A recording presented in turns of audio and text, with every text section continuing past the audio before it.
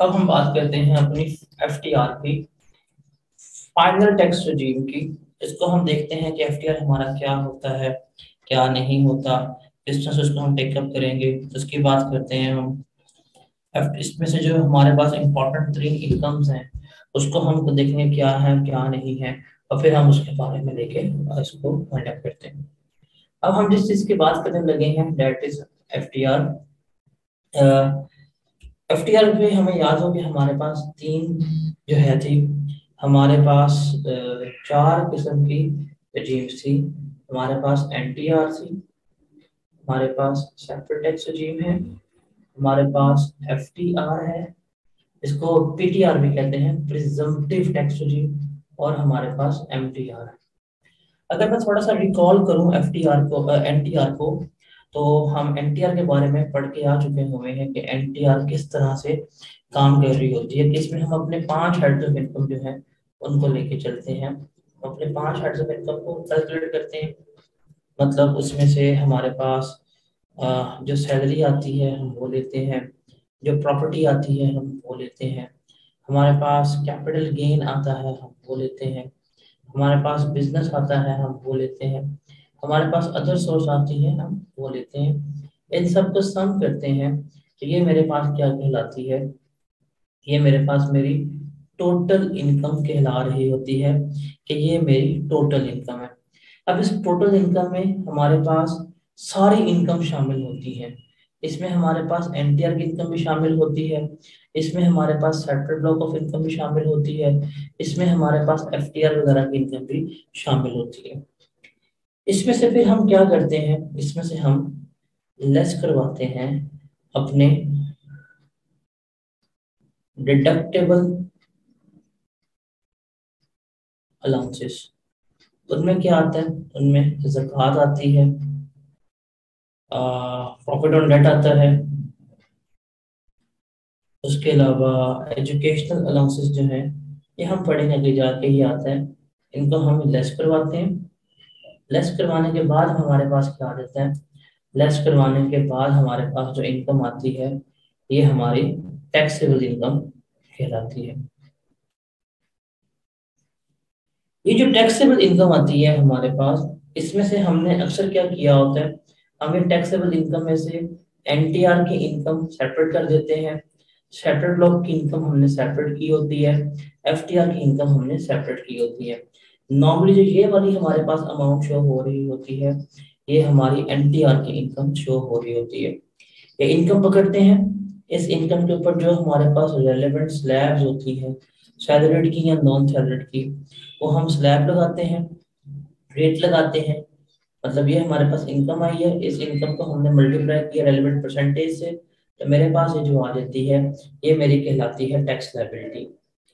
इस tax liability में से हम लेस करते हैं अपने फिर टैक्स क्रेडिट्स एंड रिबेट्स। मेरे पास क्या आ जाती है, मेरे पास नेट टैक्स लायबिलिटी आ जाती है, कि मेरी एनटीआर की इनकम के ऊपर नेट टैक्स इतना बन रहा है। फिर इस एनटीआर की इनकम के बाद जो मेरे पास सेंट्रल ब्लॉक की इनकम होती है, मतलब जो सेंट्रल ब्लॉक की इनकम तो 37A की और प्रॉपर्टी के डिस्पोजल की, उसका टैक्स बनता है वो ऐड करते हैं, एफटीआर की इनकम का हम टैक्स जो होता है वो ऐड करते हैं। तो यहाँ पे मेरे पास क्या आ जाती है, यहाँ पे मेरे पास टोटल टैक्स आ जाता है कि मैंने हुकूमत को इतना टैक्स पे करना है।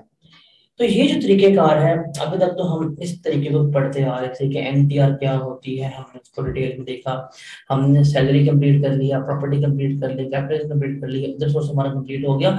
मतलब एनटीआर की इनकम हमने सारी सारी कंसीडर कर ली, क्या है, किस तरह से है, किस तरह से लेके चलते हैं।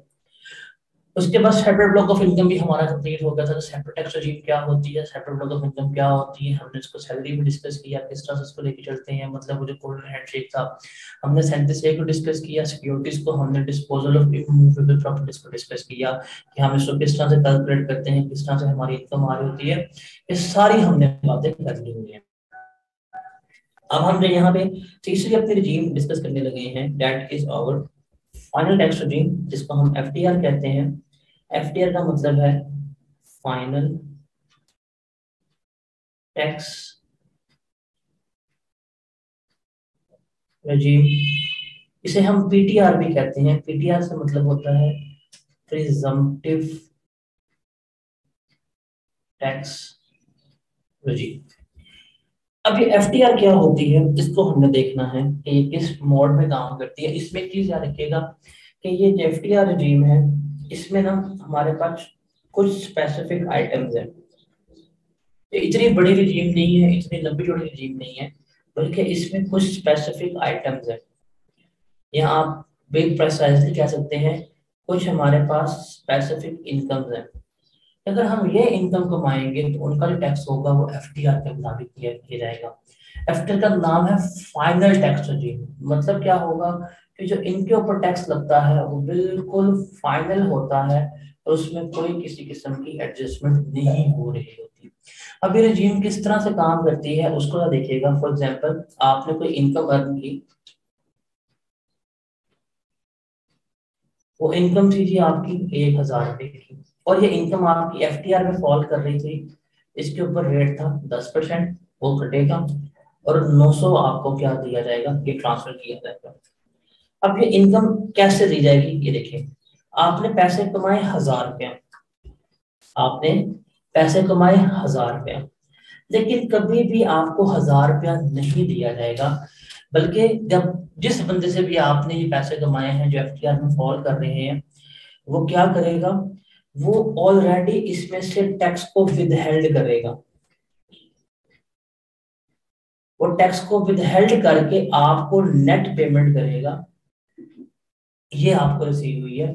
तो एफटीआर का सबसे बड़ा फीचर क्या है कि जब आप एफटीआर की इनकम अर्न कर रहे होते हैं, इसके ऊपर जो टैक्स होता है वो हमेशा आपको टैक्स विदहेल्ड होके या हमेशा टैक्स आपको डिडक्ट होके मिल रहा होता है। हमेशा टैक्स आपका कट के आपको नेट अमाउंट ट्रांसफर हो रही होती है। और आप एफबीआर आपसे पूछता है कि भाईजान ये कौन सी इनकम कमाई है, आप कहते हैं कि मैंने ये इनकम कमाई है। तो आप कभी भी ये नहीं कहेंगे कि मैंने 900 रुपया कमाया है। आप क्या बताएंगे, आप कहेंगे एफबीआर को कि मैंने कमाया 1,000 रुपया ही है, लेकिन इस 1,000 रुपए पे मेरा ये टैक्स ऑलरेडी कट चुका हुआ है। ये जो टैक्स विद हेल्ड है आप ये शो कर रहे होते हैं और आप अपनी नेट इनकम शो कर रहे होते हैं। तो ये जो रजीम जिसमें आपको टैक्स जो है विद हेल्ड होकर मिल रहा होता है, वो आपकी फाइनल टैक्स रजीम में फॉल कर रही होती है। अब इसमें इनकम जो है वो आपकी 1,000 ही है, कमाया आपने 1,000 ही है। It is just like that, ये 1,000 रुपया मैं कमाता, 1,000 रुपया कमा के अपने पास लेके आता और खुद जाके एफबीआर को 100 रुपया पे करता। उस केस में भी जो मेरे पास नेट था वो 900 ही आना था। इस केस में क्या हो रहा है, इसमें कमाया मैंने 1,000 रुपया ही है, लेकिन 100 रुपया लेस होके मुझे जो है वो नेट 900 दिया जाता है। बस इसमें मेरी बचत क्या हो रही है कि मुझे खुद जाके एफबीआर को पे नहीं करना पड़ रहा, बल्कि मेरे बिहाफ पे ही एफबीआर को पेमेंट कर दी गई है। तो ये हमारी फाइनल टैक्स रजीम कहला रही होती है कि this is our final tax regime, ये हमारी एफटीआर की इनकम है। एक और इसमें जो सबसे बड़ा फीचर, जो सबसे इसको मतलब यूनिक करता है, कि ये जो आपकी टैक्स लायबिलिटी है ये फाइनल होती है। इसका मतलब क्या है, ये फाइनल है, इसमें कोई भी किसी किस्म की एडजस्टमेंट नहीं हो सकती। इसको आप ना कम करवा सकते हैं, ना आप इसको ज्यादा करवा सकते हैं, ना आप इसमें कोई किसी किस्म का लॉस क्लेम कर सकते हैं, ना आपका कोई रिबेट वगैरह, nothing can be claimed against this tax liability. ये जो आपकी टैक्स लायबिलिटी है ये फाइनल होती है, फुल एंड फाइनल है। इसमें कोई भी किसी किस्म की भी एडजस्टमेंट्स वगैरह नहीं की जा रही होती।